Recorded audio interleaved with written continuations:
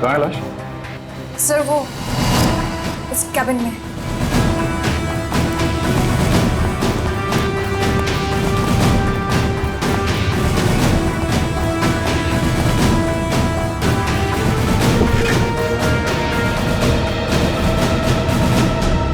Sir, एक गोली लगी है सीने में। देखो जरा, शरीर से गोली बाहर निकलने का कोई निशान है क्या?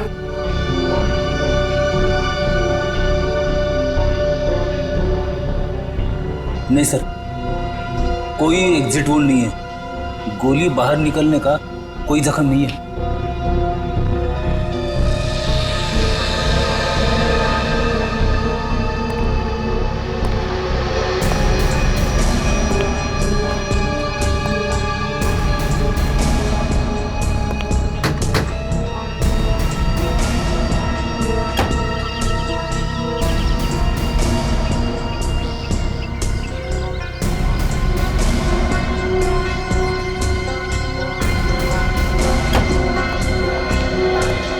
पूरी सर। लाश किधर? सर अंदर आइए सर।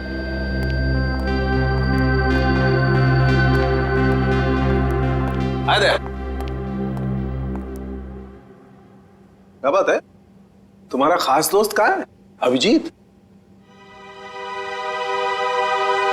इस आदमी के शरीर में गोली लगी है और कोई एग्जिट वुंड नहीं है। सब कमरे को अच्छी तरह से चेक करो। Excuse me. हाँ प्लीज प्लीज।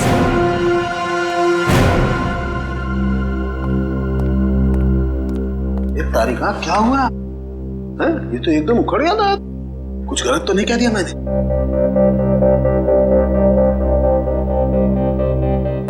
कैसे हुआ ये सब? हमें नहीं पता है सर। क्या नाम है आपका? जी श्लोक। कितने लोग काम करते हैं यहाँ ऑफिस में? कोई 20-22 लोग। 20-22 लोग। दिन दहाड़े कोई आपके डायरेक्टर के कमरे के अंदर घुस जाता है, उसे मार देता है, और आप में से किसी ने कुछ नहीं देखा?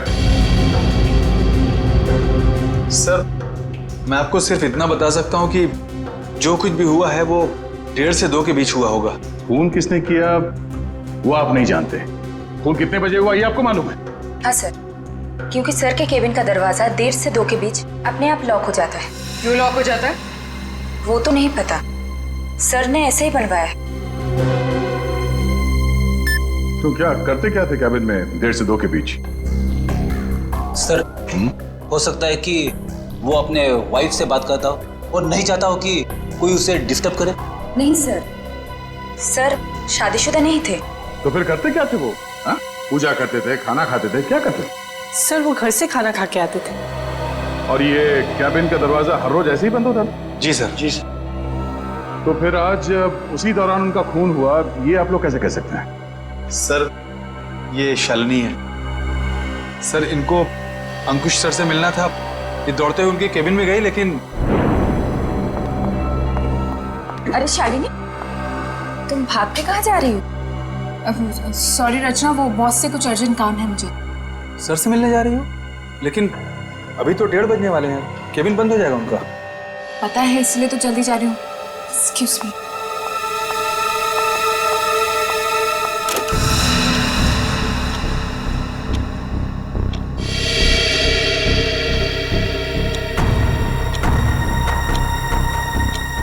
अब और आधा घंटा वेट करना पड़ेगा।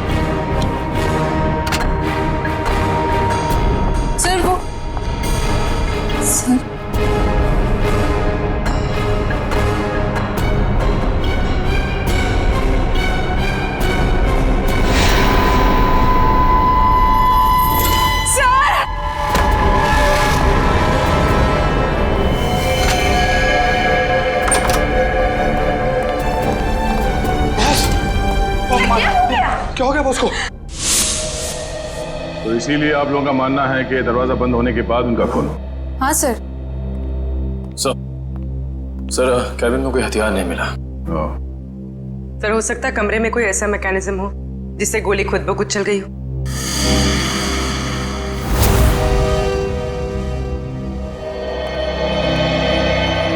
डॉक्टर साहब, ये खूनी कहाँ खड़ा होगा जब उसने गोली चलाई? ये देखो, यहाँ टेबल पर खून के छींटे पड़े हुए हैं। इसका मतलब साफ है खूनी वहां खड़ा था जब तुम खड़े हो। और ये अंकुश यहां था। सामने से खूनी ने गोली चलाई जो अंकुश के सीने में आकर के लगी और गोली लगते ही अंकुश यहां जमीन पे गिर गया। और अगर गोली किसी मैकेनिज्म से चलाई गई है तो मैकेनिज्म इसी लाइन में होनी चाहिए। बिल्कुल। रेडी निखिल, जरा देखो कोई मैकेनिज्म दिखता है क्या? मैकेनिज्म? हाँ, जिस वक्त अंकुश की मौत हुई उस वक्त ना कोई कमरे में बाहर से अंदर आया और ना कोई अंदर से बाहर गया। आप लोगों को पता है कि मौत कितने बजे हुई? हाँ, ऑफिस स्टाफ का कहना है कि दोपहर को 1:30 से 2 बजे के बीच। सही है। राइगर मोर्टिस लाश की जकड़न भी यही बता रही है।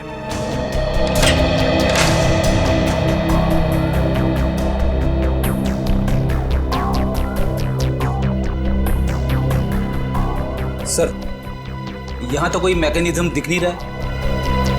सर यहाँ भी ऐसी कोई चीज दिखाई दे नहीं रही है। कमरे में कोई आया नहीं और कोई मैकेनिज्म भी नहीं है, तो फिर इस आदमी को गोली लगी कैसे? कि ऐसा तो नहीं कि ये दरवाजा लॉक होने से पहले इसे गोली लगी हो? एक बात बताइए, आप में से किसी ने ये दरवाजा बंद होने से पहले अंकुश को जिंदा देखा था? No sir. नहीं सर। ठीक है, एक काम करो, शुरू से बताओ जब आपके बॉस अंकुश यहाँ इस ऑफिस में आए। सर वो बहुत परेशान थे और उन्होंने कृतिका को अपने केबिन में बुलाया। Okay sir, okay. रचना, क्या हुआ? बॉस बहुत ज्यादा गुस्से में है, कृतिका को अंदर बुलाया है।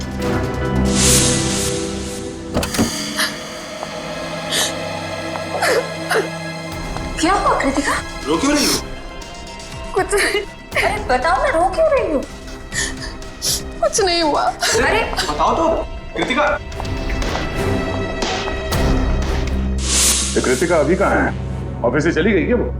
नहीं सर, उसका बैग तो यहीं है।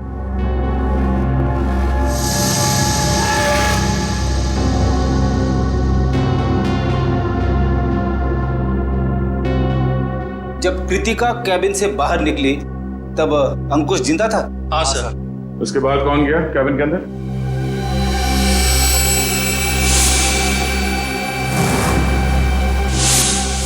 देखिए, हम एक सवाल 2 बार नहीं पूछेंगे आप लोगों से। हम यहाँ ये पता करने की कोशिश कर रहे हैं कि आपके बॉस का खून किसने किया, और इसके लिए हमें आपके सहयोग की जरूरत है। और आपके ऐसे चुप रहने से कुछ हासिल नहीं होगा। इसलिए बताइए, कृतिका के बाहर आने के बाद अंकुश के कैबिन में कौन गया था? सर, त्र्यंबक, रचना और मैं। उस वक्त कितने बजे थे?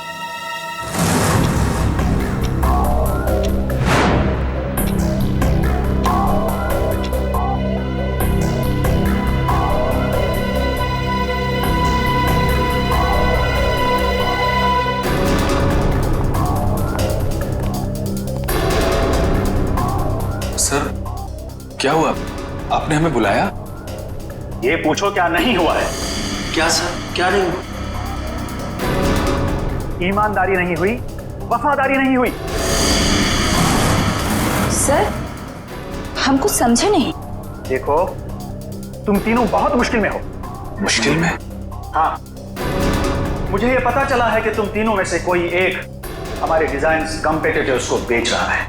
नहीं सर, हम ऐसा नहीं कर सकते। हाँ सर, मुझे तो ये भी नहीं पता कि हमारे कंपटीटर्स है कौन। मेरे पास सबूत है और मैं तुम तीनों को जेल भिजवा सकता हूं, लेकिन मैं ऐसा नहीं करूंगा। चुपचाप शाम के 5 बजे तक मुझे बता दो वो आदमी कौन है। हाँ, उसकी नौकरी तो नहीं रहेगी, लेकिन उसे मैं जेल जाने से जरूर बचा लूंगा। लेकिन सर हम लोग।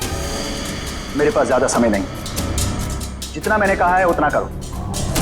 तो कोई कंपनी के सीक्रेट्स बेच रहा था? हाँ?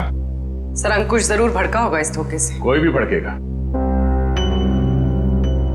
बहुत तकलीफ होती है जब उसका कोई करीबी उसे धोखा देता है।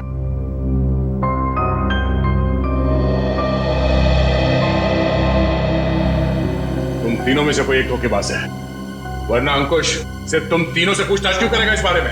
सर हम बेकसूर हैं, कोई हमें फंसाने की कोशिश कर रहा है। तुम लोगों ने ही मारा है अंकुश को और अब ये बेकसूर होने का नाटक कर रहे हो।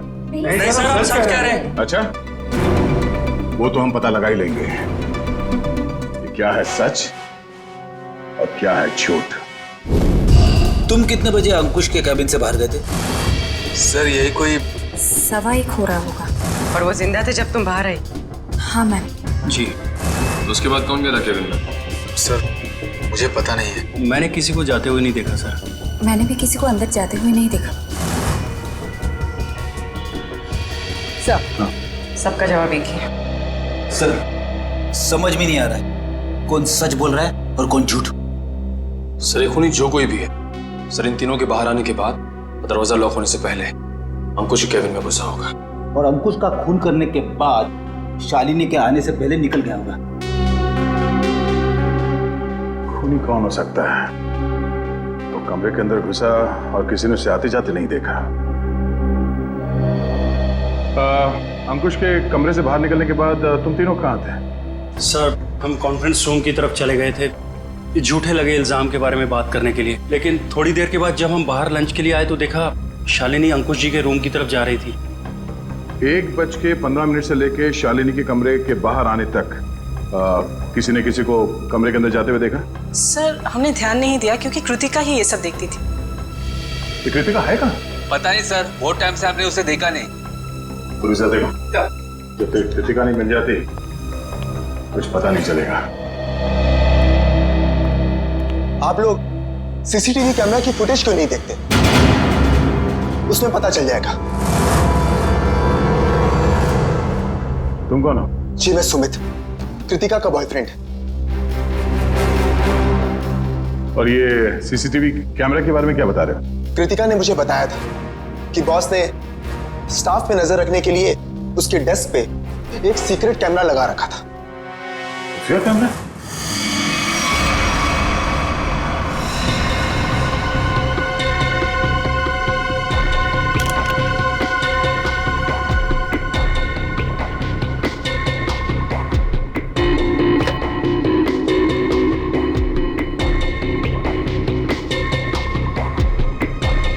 यहाँ पे तो कोई कैमरा दिख ही नहीं रहा है।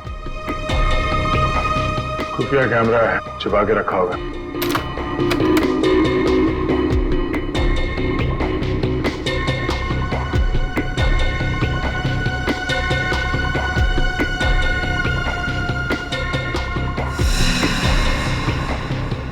ये देखो, लाफिंग बुद्धा की आंखों में कैमरा है। निखिल, पता करो उसका रिसीवर कहाँ है।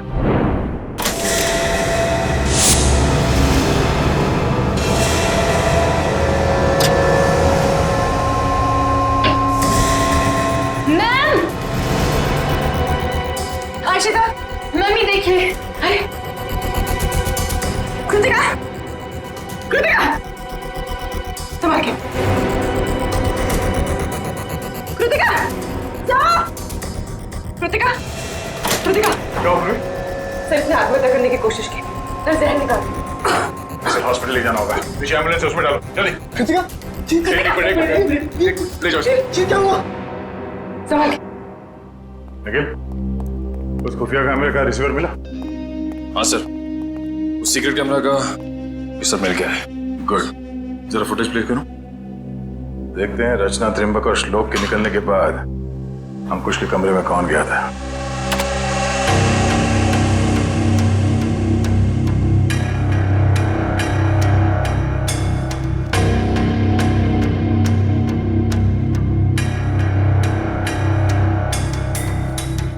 उन तीनों ने कृतिका के बारे में जो कहा था वो तो सही निकला। अब आगे देखते हैं।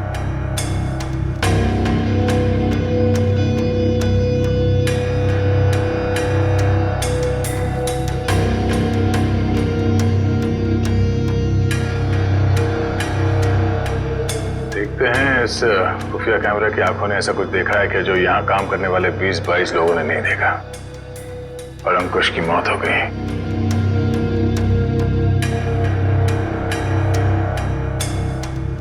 एक मिनट रुको सर, ये आदमी कौन है? फिगर फॉरवर्ड करो सर।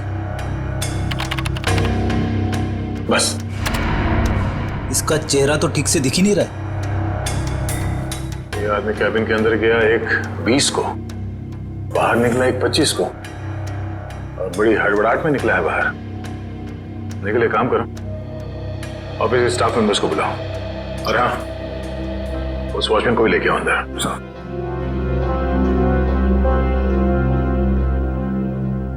आइए सर।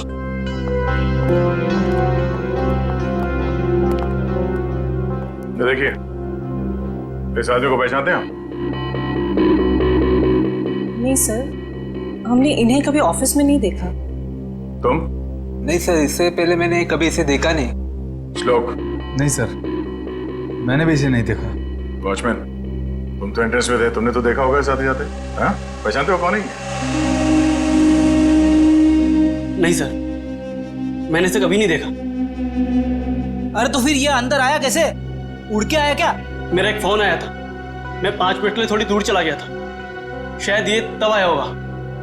अच्छा, निखिल, एंट्रेंस में जो कैमरा है उसका फुटेज चेक करो।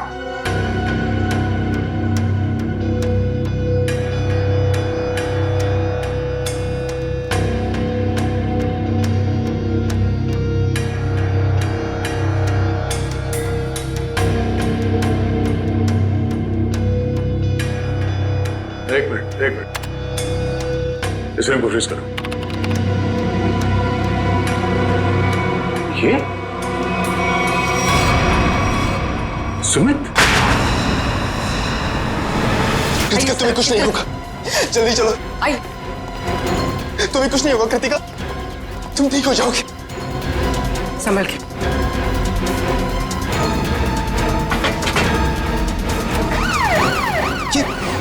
नहीं जा रहा। ये क्या कर रहे हैं सर? कृतिका के पास मेरा रहना जरूरी है। तुम आज इस ऑफिस में इससे पहले भी आए थे? हाँ, कृतिका बहुत परेशान थी, उसी ने मुझे फोन करके बुलाया था। अंकुश का खून करने के लिए? ये कैसी बातें कर रहे हैं आप लोग? सच है, वही कह रहे हैं, समझे? तुम अंकुश के कैबिन में घुसे, इसका खून करके वहां से निकल गए, और तुम कृतिका से मिले भी नहीं। सर, ऐसा कुछ भी नहीं है, मेरी बात समझने की कोशिश कीजिए। आप लोग जैसा समझ रहे हैं ऐसा कुछ भी नहीं, मैंने किसी का खून नहीं किया है। चल अंदर चल, तेरी राम कहानी हम लोग वहीं सुनेंगे। सर, मैं सच कह रहा हूँ, मैंने खून नहीं किया है। तुम्हारे गिड़गिड़ाने का कोई फायदा नहीं है, हम जानते हैं कि अंकुश का खून तुम नहीं किया है। काश सर, अगर मैंने उसका खून किया होता तो मुझे अपना गुनाह कबूल करने में खुशी होती। मैं उसे मारना चाहता था, लेकिन मार नहीं पाया। तुम अंकुश को क्यों मारना चाहते थे? क्योंकि वो कृतिका को परेशान कर रहा था, उससे शादी करना चाहता था। कहता था कि अगर शादी नहीं करोगी तो उसे नौकरी से निकाल देगा।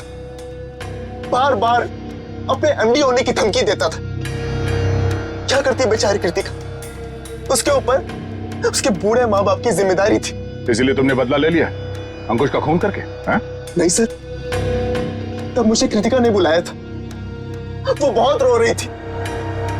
अंकुश ने फिर से उसे धमकी दी थी, पर जब मैं ऑफिस पहुंचा तो मुझे वो नहीं दिखी। तब मैं जाकर अंकुश को धमकाया और वहां से बाहर चला गया।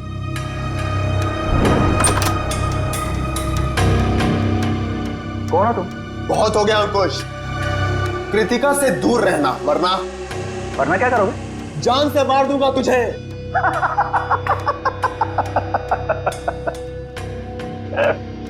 अरे जा, जो करना है कर, कृतिका सिर्फ मेरी बनेगी। अंकुश, तू यहां से निकल रहा है या मैं सिक्योरिटी को बुलाऊं? आउट! अभी तो जा रहा हूं। लेकिन बहुत जल्द लौटूंगा। और तब तुझे मुझसे बचाने के लिए कोई नहीं रहेगा, कोई नहीं रहेगा।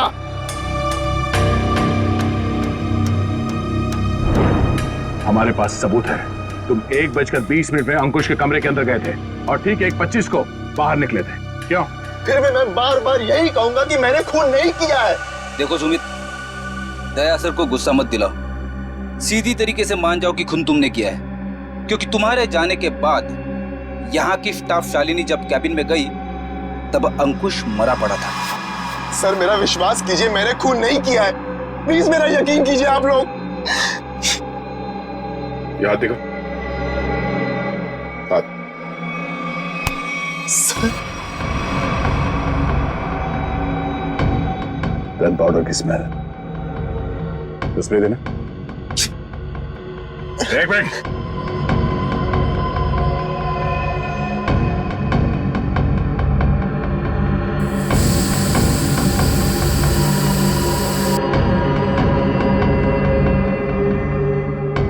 तुम्हारी उंगलियों पे गन पाउडर है, इसका मतलब है हाल ही में तुमने गोली चलाई है।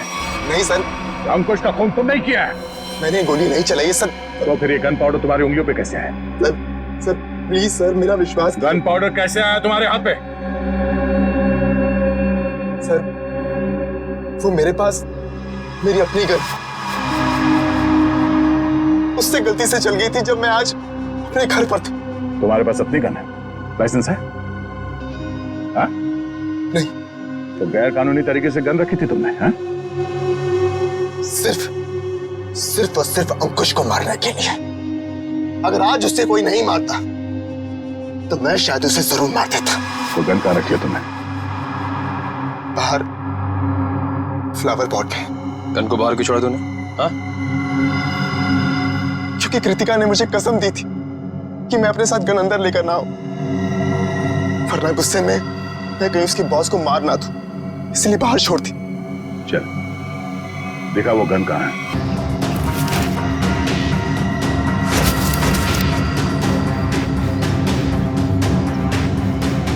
ये तुम्हारी गन? हाँ सर।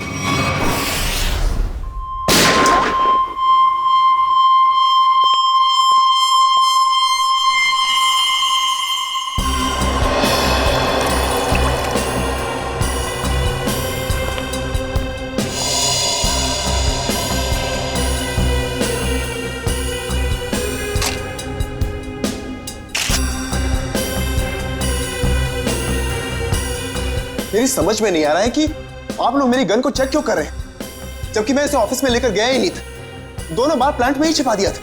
तुम कितना सच बोल रहे हो कितना झूठ अभी पता चल जाएगा। भैया तो मैच होती है। ये गोली और अंकुश के शरीर में जो गोली मिली है वो गोली, दोनों मैच होती है। इसका मतलब साफ है अंकुश को इसी गन से गोली मारी गई है। अब बोलो, तो तुमने दोनों बार ये गन ऑफिस के बाहर वाले गमले में छुपा दी थी? सर मैं आपसे बार बार कह रहा हूं कि मैंने अंकुश को नहीं मारा। जब मैं उसके कैबिन से बाहर निकल रहा था तो वो जिंदा था। जरूर मुझे कोई फंसाने की कोशिश कर रहा है। तो मतलब तुम्हारी गन अपने आप गमले से बाहर आई, अंकुश जी को गोली मारी और फिर आके गमले में छुप गई। और ये कहानी है सर? अरे मैं कोई कहानी नहीं बना रहा हूं, मेरा विश्वास कीजिए। एक सेकंड, कॉल। क्या? हाँ मुझे याद आ गया। जैसे ही मैं अंकुश के कैबिन से बाहर निकल रहा था उसके मोबाइल पर एक कॉल आया था। और उसने वो कॉल रिसीव किया था? हाँ।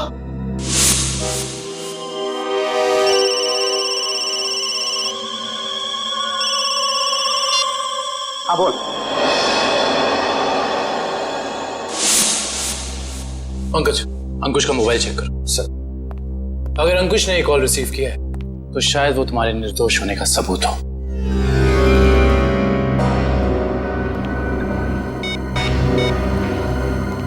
सर, अंकुश को 1:25 पे कॉल आया था सर, और 7 मिनट तक कॉल चली। 7 मिनट? 1:25 को कॉल आया था। दरवाजा बंद होता है ठीक 1:30 बजे, यानी कि दरवाजा बंद होने के 2 मिनट बाद तक ये कॉल चला। सर, शायद वो जिंदा था। पंकज, इस नंबर पर कॉल करके चेक करो कि वाकई इस आदमी की अंकुश से बात हुई थी कि नहीं।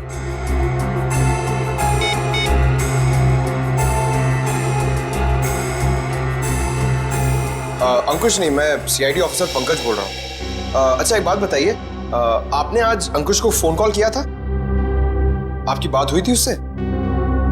अच्छा, लगभग कितने मिनट तक बात हुई थी?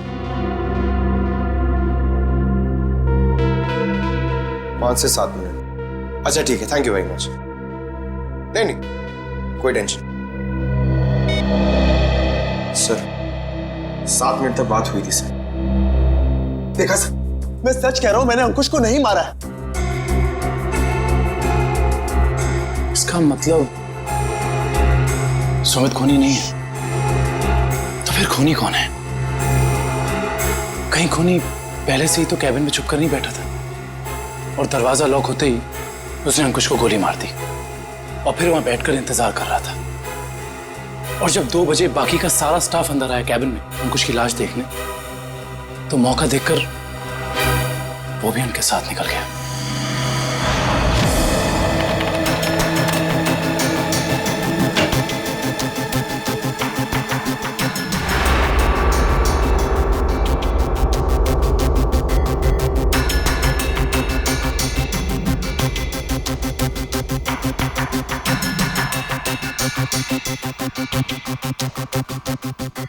ये देखिए सर, शालिनी के चीखने के बाद जो 6 लोग कैबिन के अंदर आए थे, वही 6 लोग कैबिन से बाहर गए। इसका मतलब है कैबिन के अंदर कोई छुपा हुआ नहीं था। कैबिन के अंदर कोई छुपा हुआ नहीं था। इस दरवाजे से कोई अंदर नहीं आया और अंकुश इस कमरे में अकेला था जब ये दरवाजा बंद हुआ। तो इस कमरे के अंदर आने का इस दरवाजे के अलावा सिर्फ एक ही रास्ता है, वो है ये खिड़की।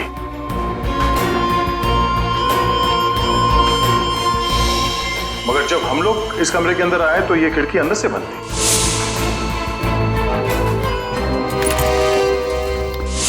तो अगर हम ये मान के चले कि कोई इस खिड़की के जरिए अंदर आया है, तो नीचे से ऊपर आना तो बहुत मुश्किल है और किसी ने तो देखा ही होगा उसे ऊपर आते हुए।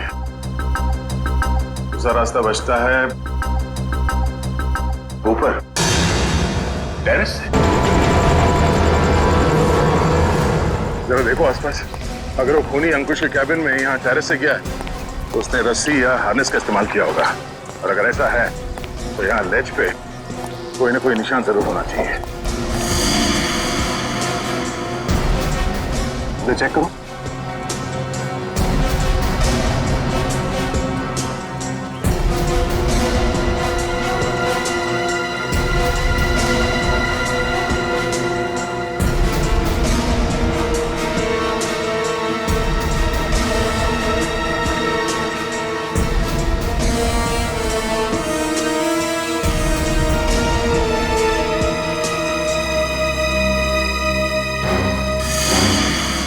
ये देखो, यहां पर निशान है। ये निशान, उसने रस्सी को यहां से बांधा और यहां से नीचे उतरा, क्योंकि ठीक नीचे यहां पे अंकुश का ऑफिस है। और फिर रस्सी सपोर्ट के लिए शायद वहां उस पे बांधा होगा। ये देखो, रस्सी के घिसने का निशान है यहाँ पे। इसका मतलब है उसने रस्सी यहाँ इस पाइप पे बांधा और वहां से नीचे अंकुश के कैबिन में गया। कमाल है सर, खूनी इतना कुछ करता रहा लेकिन किसी ने उसे देखा तक नहीं। खूनी ने जिस तरीके से मेहनत की है खून करने के लिए, उससे तो साफ साफ दिख रहा है सर, उसके दिल में कितनी नफरत भरी पड़ी थी अंकुश के लिए। ये पता करना पड़ेगा कि वो है कौन जिसे अंकुश से इतनी नफरत थी, और उसे ये भी पता था कि अंकुश के कैबिन का दरवाजा 1:30 से 2 बजे के बीच बंद होता है। तो ना हो ये कोई ऑफिस का ही आदमी है।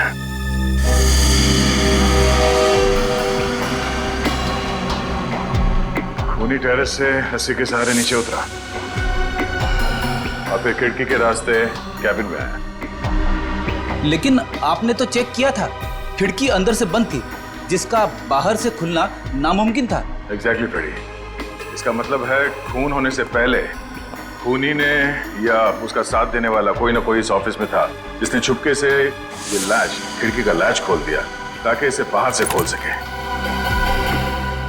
फिर सर खूनी ने खिड़की को अंदर से लॉकअप किया? ये शायद तब हुआ होगा जब ऑफिस के बाकी के स्टाफ मेंबर्स अंकुश की लाश देखने के लिए कैबिन के अंदर घुसे। खूनी यहाँ से अंदर आया और उसने अंकुश को गोली मार दी। गोली चलने की आवाज नहीं आई, शायद गन पे साइलेंसर लगा हुआ था। और फिर अपना काम करने के बाद खूनी वापस इस खिड़की से ऊपर चला गया। मगर खूनी ने एक गलती कर दी। वो क्या सर? लैच। जब उसने खिड़की खोलने के लिए ये लैच ऐसे खोला होगा, जाहिर सी बात है उसने ग्लव्स पहनने की तकलीफ नहीं की। इसका मतलब खूनी के उंगलियों के निशान उस लैच पे है। हाँ फ्रेडी, और अब ये उंगलियों के निशान ही हमें खूनी के गर्दन तक ले जाएंगे।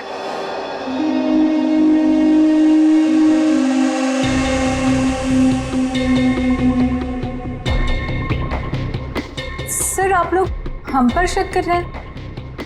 हाँ, क्योंकि खूनी आप लोगों में से कोई है। ये क्या कह रहे हैं आप सर? सही कह रहे हैं। थोड़ा इंतजार करो। उस खिड़की के लैच पे जो उंगलियों के निशान मिले हैं, अगर वो आप में से किसी के फिंगरप्रिंट्स के साथ मैच होते हैं तो पता चल जाएगा कि अंकुश का खूनी कौन है।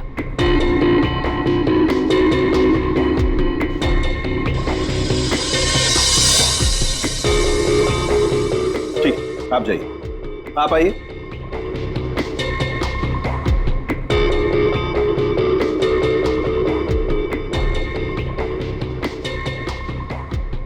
ठीक, जाइए।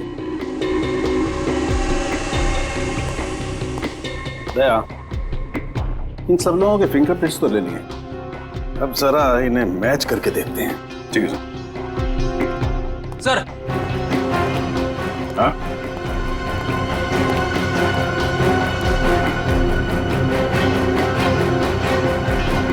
खूनी ने टेरेस से नीचे उतरने के लिए जिस रस्सी का इस्तेमाल किया था, वो रस्सी कहीं मिल नहीं रही है।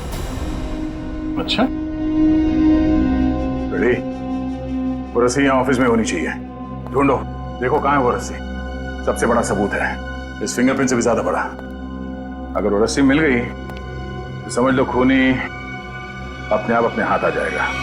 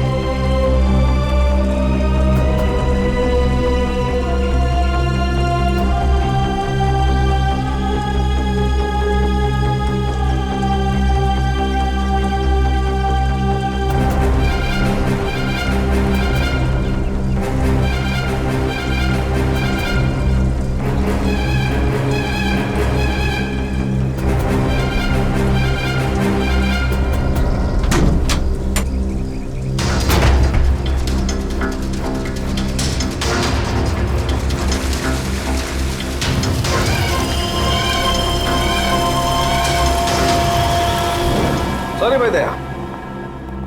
क्या हुआ सर? डॉक्टर तारिका? केबिन में मिले फिंगरप्रिंट्स इनमें से किसी से मैच नहीं हो रहे। ये कैसे हो सकते डॉक्टर तारिका? इनमें से किसी न किसी के उंगलियों के निशान मैच होने चाहिए थे। आप लोगों से कोई गलती हो गई होगी। नहीं यार दया, ऐसा नहीं है, हमसे कोई गलती नहीं। हो सकता है दया इनमें से कोई खूनी नहीं होगा, तो खूनी नहीं होगा तो फिंगरप्रिंट्स कैसे मैच होंगे? हो सकता है इस बार गलती आप लोगों से होगी। नहीं, मैं सही हूं और मैं साबित भी कर सकता हूं। खूनी इन्हीं में से कोई है और वो खुद ब खुद सामने आएगा। सामने आ जाएगा मतलब तुम्हारे सामने आकर के खड़ा हो जाएगा, कहेगा लीजिए दया जी मैंने खून किया, मुझे हथकड़ी पहना दीजिए। यार बात कर। डॉक्टर साहब इस बार ऐसा ही कुछ होगा। डॉक्टर साहब ने आप लोगों के हाथ पे एक केमिकल लगाया था। वो केमिकल रिएक्ट करेगा और वो केमिकल तब रिएक्ट करेगा जब आप में से जो खूनी है वो ऊपर टेरेस पे जाके पानी के टैंक के अंदर से वो रस्सी निकालेगा। वो रस्सी हमें तब मिल गई थी जब पहली बार हम लोग छत पे गए थे।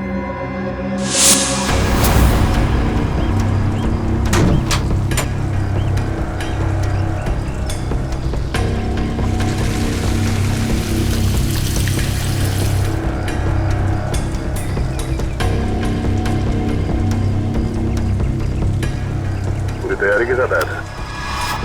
उस रस्सी पे हमने एक केमिकल लगाया है और वो केमिकल तब रिएक्ट करेगा जब आप लोगों के हाथ पे लगा हुआ केमिकल उसके कांटेक्ट में आएगा।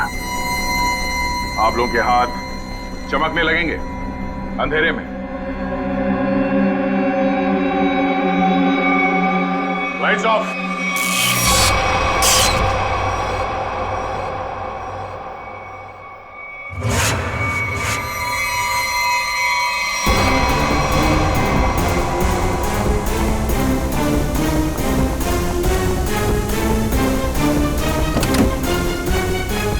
बस बहुत भाग लिया, अब और नहीं।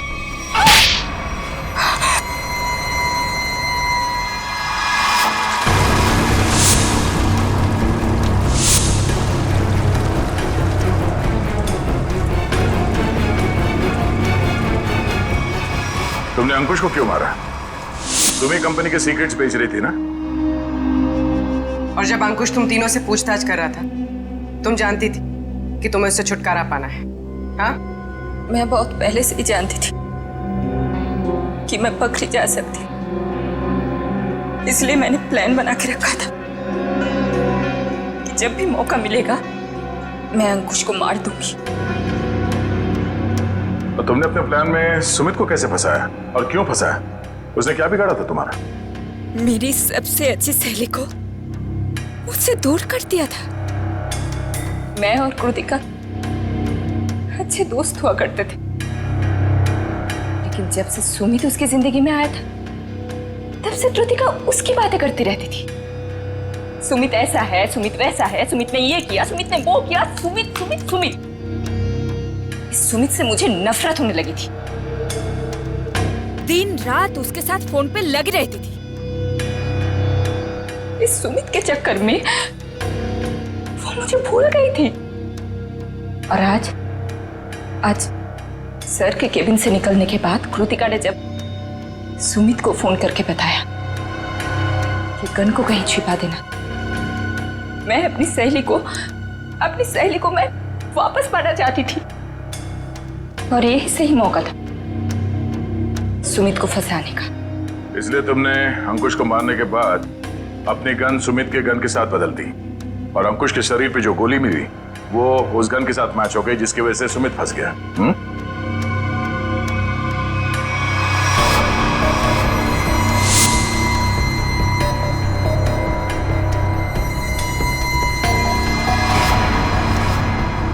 और जब अंकुश अपने कैबिन में तुम तीनों पे भड़क रहा था, उस वक्त तुमने चुपके से उस खिड़की का लैच खोल दिया।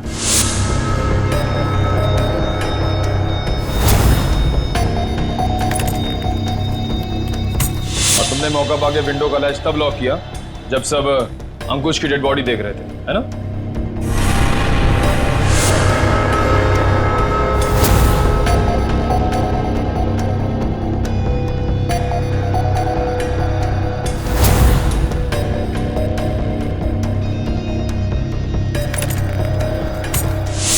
तुम्हें कैसे मालूम कि सुमित के पास कौन सी गन है? कृतिका ने मुझे एक बार बताया था। कि सुमित ने एक नई गन खरीदी है, ठीक वैसी गन मैंने भी खरीदी। और आज जब सुमित दोबारा ऑफिस में आया तो मुझे पता था कि वो गन फिर से कहीं बाहर रख के आया होगा, और मौका मिलते ही मैंने वो गन बदल दी। क्या फायदा हुआ तुम्हें ये सब करके? हाँ? तुमने एक दोस्त खो दिया और साथ में अपनी आजादी भी। पूर्वी, ले जाओ इसे। Sir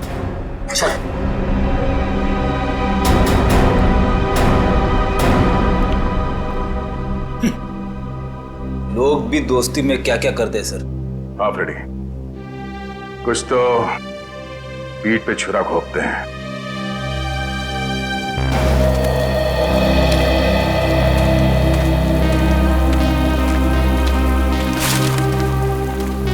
hi.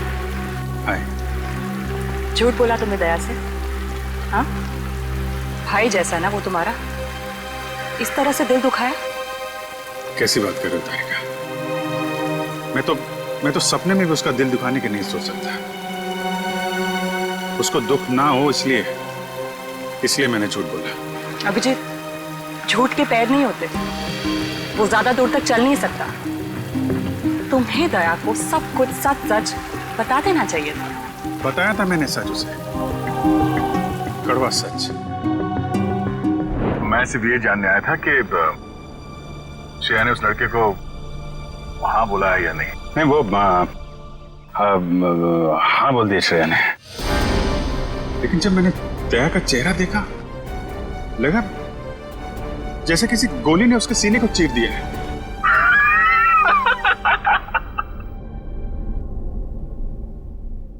अरे यार, क्या लड़का आया नहीं, तबीयत खराब हो गई उसकी।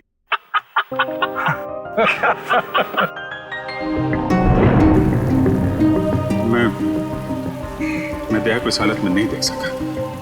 मैंने बात पलट दी, मैंने कहा कि मजाक था। सिद्धार्थ का परिवार तो आया ही नहीं।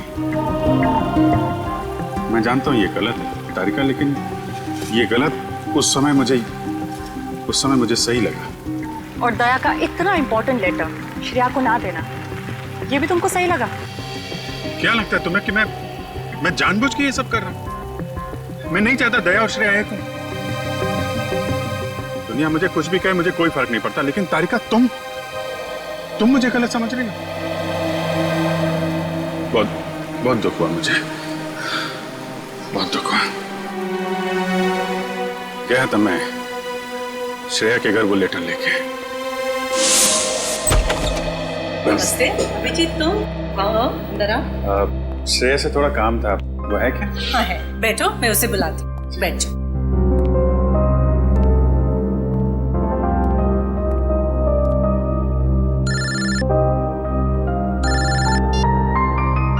अरे भाई, तुम्हारा ही काम करने आया हूं यार। अरे भूल कैसे सकता हूं, लेटर है मेरे पास, अभी दिया नहीं है। जैसे ही श्रेया आती है ये लेटर उसके हवाले कर दूंगा। हैं? अरे यार, थोड़ा तो सब्र रखो यार। हाँ, मैं करता हूँ। नमस्ते अंकल। अभिजीत, मैं तुम्हारे हाथ जोड़ता हूँ, तुम दया का कोई भी लेटर श्रेया को नहीं दोगे। लेकिन दया और श्रेया तो... मैं जानता हूँ दया और श्रेया कुछ कहते नहीं, लेकिन वो एक दूसरे के काफी करीब हैं। मगर मैं अब नहीं चाहता हूँ कि श्रेया अपना फैसला बदले। ये तो दोनों के साथ ज्यादती होगी। आप अभिजीत, मैं मजबूर हूँ। मैंने पिछले साल सिद्धार्थ के पिता से एक बड़ी रकम उधार ली थी, जो मेरे अलावा मेरे घर में कोई नहीं जानता। और अगर श्रेया ने इस शादी से इनकार किया तो वो लोग सारे पैसे वापस मांग सकते हैं, जो मैं अभी देने की स्थिति में नहीं हूँ। लेकिन अंकल, ये तो श्रेया की जिंदगी का सवाल है। तो मैं क्या करूं? इतने पैसे कहां से लाऊं?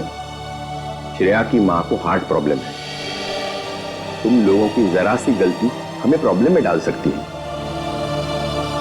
देखिए, अगर सिर्फ पैसे की बात है तो हम लोग मिलकर कोशिश कर सकते हैं। पैसा तो... नहीं, वो बात नहीं है। पैसे का इंतजाम हो चुका है, बस 1-1.5 महीने की बात। एक बार मैं उनके सारे पैसे लौटा दूं, उसके बाद तुम ये लेटर श्रेया को दे देना। लेकिन तब तक ये बात हम दोनों के बीच ही रहनी चाहिए, प्लीज। ये आपने बड़ी मुश्किल में डाल दिया। दया से कोई बात छुपाना इतना आसान नहीं है। अब ये बात ना मैं श्रेया को बता सकता हूँ और ना दया को। दया तो इस बारे में कुछ नहीं जानता। वो तो तुम्हें गलत समझ रहा है। इनफैक्ट नफरत करने लगा है वो तुमसे। जानता हूँ वक्त ने गलतफहमी पैदा कर दी है, लेकिन ये भी जानता हूँ कि सही वक्त आने पर सब ठीक भी हो जाए।